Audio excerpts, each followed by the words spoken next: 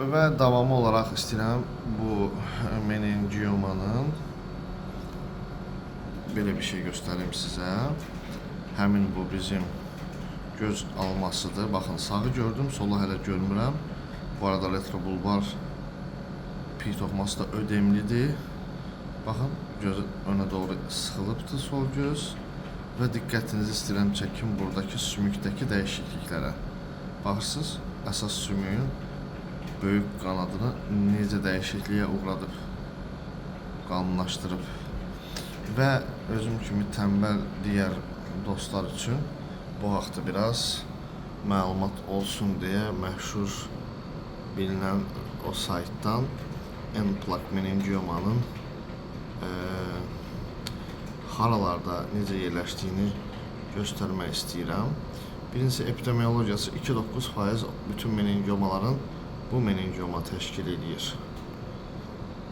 Sonra istəyirəm deyim sizə ki, bu qreydləmədə qreyd 1 tümör sayılır və lokasyonları da daha çox yerləşirlər sfenoorbital regionda, yəni bizdəki kimi, bayaq göstərdiyim kimi sfenoorbital regionda izlənilər daha az isə yerləşirlər serebral konveksitədə, temporal sümükdə və foramen magnum səviyyəsində. Diferensial diagnostikada dural metastaz, neuroblastoma, primer introsyoz meningioma. Bir də təbii ki, burada yoxdur, amma mənim ilk gördüyümdə diqqətimi çəkən şey oldu.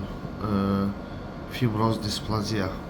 Fibroz displaziya mənim ilk ağlıma gəldi, yəni şeyi görəndə, birinci sümüyü görəndə ki, başqa bir örnək vakada, N-Plaque meningioma vakasında, baxın, bu N-Plaque meningiomanın sümükdə əmələ gətirdiyi dəyişiklikdir. Xatiyə daha yaxşı göstərir əlbəttə ki, bizim vakamıza çox oxşuyur, yəni bizim həstəmizdəki görüntülərə çox oxşuyur bunun da görüntüləri və bu diferensial diagnostikasında fibroz displaziyanın çaşdırılmamalıdır ki, zaten kontazmata veriləndən sonra meningioma çox rahat izlənə bilir. N-Plaque meningiomalar spesifik makroskopik görünüşü olur onların. Xarakteristikdir ondan ki, diffuz və dural involvement, dural tutulub izlənilir bunlarda.